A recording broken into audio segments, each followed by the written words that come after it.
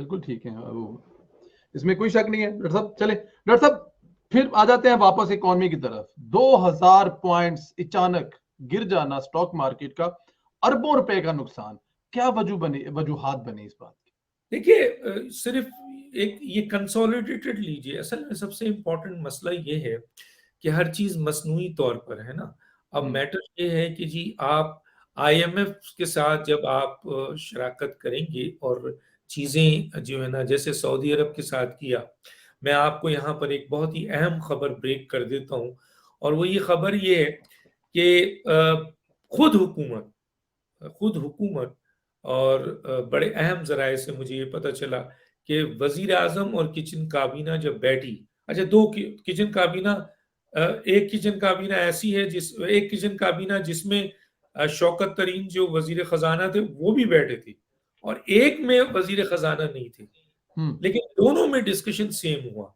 और डिस्कशन क्या था कि जनाब आईएमएफ के साथ जो मुआहदा हमारा हुआ है, वो जो शराइत हमारे तय हुए हैं, वो इतने खतरनाक हैं, इतने वो जो है वो परेशान कुन है। और इसकी देरी हुई और इन शराइतों के चक्कर में, और उन्होंने जो आपको ऑब्जेक्शन किया, और इतने दिनों तक जो है वजीर खजाना उनसे बात करते रहे, लेकिन उन्होंने फिर भी इनको टाल दिया, मुआहदा नहीं हुआ। तो ये सारी की सारी नाकामी जो है वो शौकत तरीन पे है, एक पॉइंट। दूसरा ये उठाया गया कि मईशत तबाही की तरफ जा रही है, मुकम्मल तौर पर ये डिस्कशन हुआ है इनके किचन काबीना में कि मईशत संभल नहीं रही है, मईशत तबाही की तरफ जा रही है। तो फिर उसमें जाहिर है कहा गया कि जी आप लाए हैं शौकत तरीन को, इतने दिन हो गए, ये एक भी चीज नहीं कर सका, कुछ बेहतरी नहीं कर सका, ये कोई अच्छाई नहीं कर सका। सारी गलाजत का टोकरा फिर उन पे इस पॉइंट पे डाला गया कि पाकिस्तान की ओवरऑल मईशत इस वक्त तबाही के दहाने पर मजीद जा रही है, पहुंच तो चुकी है और मजीद जा रही है। तीसरा ये आया कि जो सऊदी अरब के साथ शराइत हुए हैं, जिसके ऊपर इनके अपने गवर्नर, इनके अपने वजीर, इनके अपने लीडर, इनके अपने कारकुन जो है ना क्रिटिसाइज कर रहे हैं। छोड़े दूसरे इकोनॉमिस्ट को, कौन सा इकोनॉमिस्ट है जो इसको सही कह रहा होगा। हाँ, वो जो चंद गुलामान इमरान है वो उनको, चाहे वो 10,000 है, 10 लाख है, 1 करोड़ है, 50 करोड़ है, जो भी है, उनके अलावा हर शोबे जिंदगी में इसको कहा गया। और फिर इनके अपने, तो उस पर भी डिस्कस किया गया, और सारी गलाजत यानी कि ये जो शराइत तय हुए हैं और साइन हुआ है वो शौकत तरीन पे डाल दी गई। चौथी चीज जो आई वो ये आई कि मीडिया में ये आपका और हम जैसे चंद तालिब इल्मों की हवाले से बात हुई कि मीडिया तो हमें एक्सपोज कर रहा है, लेकिन हम शौकत तरीन मीडिया में बैठकर मीडिया को मुतमईन नहीं कर पा रहे, उनसे बात नहीं हो रही है, वो मीडिया को कंट्रोल नहीं कर पा रहे, मीडिया को जो है वो इकोनॉमी को जो है वो सही तौर पर जो है वो काउंटर नहीं कर पा रहे, वो मुतमईन नहीं कर, फेस नहीं कर पा रहे। तो वहां पर ये बात हुई कि शौकत तरीन को भी सर फारिग किया जाए। ठीक है, तो एक तरफ शौकत तरीन थे जहां पर ये बैठकर बातचीत हुई, दूसरी तरफ जो है वो ये चीज भी आया कि जनाब ये सारी, क्योंकि इमरान खान में एक बड़ी अच्छी खूबी है कि वो जब डूबने लगता है ना और कोई चीज उन पर आती है, तो वो सारी की सारी चीज दूसरों पे डाल देते हैं। आपको पता होगा आज जी 6 वजीर खजाना जो है वो बाहर कर दिए गए। 3 साल में एक वजीर खजाना या सेक्रेटरी। एक ऑफिसर पाकिस्तान में अपॉइंट होता है 3 साल के लिए।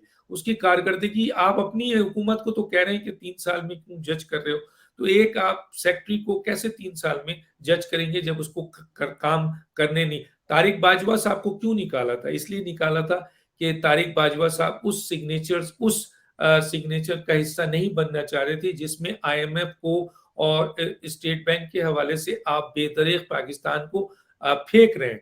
तो अब सवाल ये पैदा होता है कि ये चार जब डिस्कस हुआ तो वहां पर इमरान खान ने अपने ऊपर ये इल्जाम नहीं लिया कि आई एम सिलेक्टर, मैं सिलेक्ट करता हूं इन ऑफिसर्स को, इनकी नाकामी मेरी नाकामी है। तो आपको पता है कि वहां पर ये बात आई कि जरा शौकत तरीन की भी छुट्टी की जाए, लेकिन अभी शौकत तरीन की छुट्टी की बात हुई है, और वहां पर जो किचन काबीना थे उन्होंने कहा कि इनकी छुट्टी की जाए और दूसरे को लाया जाए। दूसरे की भी ब्रेकिंग दे देता हूं, बहुत ही इंपॉर्टेंट, कि ये लॉबी किस लिए बन रही है क्योंकि बहुत ही अहम ज़राए के मुताबिक, बहुत ही अहम ज़राए, ये दोनों चीज़ मैं आपके ज़रिए दे रहा हूँ, बहुत ही अहम ज़राए के मुताबिक, और वो ज़राए का IMF के रिप्रेजेंटेटिव, वो उनका सोर्स IMF का रिप्रेजेंटेटिव है, वो ये कहता है कि जनाब स्टेट बैंक का जो गवर्नर है वो अभी अमेरिका में जो है वो बैंक टू बैंक साइनिंग का मसला करने के बजाय वहां लॉबिंग कर रहे हैं कि जी, और वहां ये बात बता रहे हैं लोगों को कि आइंदा आने वाला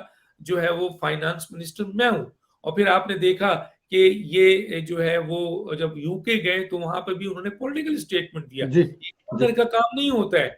तो अब सवाल ये पैदा होता है कि इस तरह की सूरत हाल है, और पाकिस्तान में जो इकोनॉमी है, जिसमें आपने अभी इंडेक्स की बात की है, 2000 पॉइंट्स की बात की, और दूसरी जो स्टॉक एक्सचेंज की बात की, देखिए जब तक इनके स्टॉक एक्सचेंज पे मोहरे मौजूद हैं वो मसनूई तौर पर उसको संभालेंगे, लेकिन एक हद तक संभाल सकते हैं ना, जब डॉलर परवास कर रहा हो, जब महंगाई इन्फ्लेशन हो रही हो, जब आपका इंटरेस्ट रेट जो है वो कभी आप 13 से उठा के 7 पे ले आते हैं, कभी 7 से उठा के आप जो है ना वो 9 पे ले जाते हैं, 8 पे ले जाते हैं, मतलब आपकी कोई कोई पॉलिसी नहीं है, कोई प्लानिंग नहीं है। तो जब ऐसी सूरत हाल होगी तो मसनूई चीज जो चलती है ना वो एकदम गिरती है। अब देखें ना, तेल को आप देख लीजिए कि दुनिया में तेल जो है वो 76, ये 145 पे थे, वहां से गिर के 68 हो गया। आपने क्या, आपने कुछ किया? आप 68 पर भी आप जो है वो तेल प्राइसेस को वहीं पर स्टक किया हुआ है आपने। तो ओवरऑल जो कंडीशंस है, वो जो एक क्रेडिबिलिटी होती है, फिर IMF के साथ इनका जो इंटरेक्शंस है, और जिस तरह से वहां पर शराइत है, और फिर जिस तरीके से ये बिजली के नर्क और दूसरी चीजें करा रहे हैं, उसी तरीके से आपके डॉलर फ्लो कर रहा है, फिर इसी तरीके से ये सारी चीज जब मिलती है तो आपको ये चीजें ब्लास्ट की सूरत में नजर आती हैं, जो अब नजर आ रहा है। तो ये सारी चीजें मिलकर रीजन बनी 200 पॉइंट्स की, जैसे जिसमें सऊदी अरब के साथ जो कॉन्ट्रैक्ट है वो वाला, उसके बाद IMF के साथ कॉन्ट्रैक्ट वाला, उनकी जो शराइत है। डॉक्टर साहब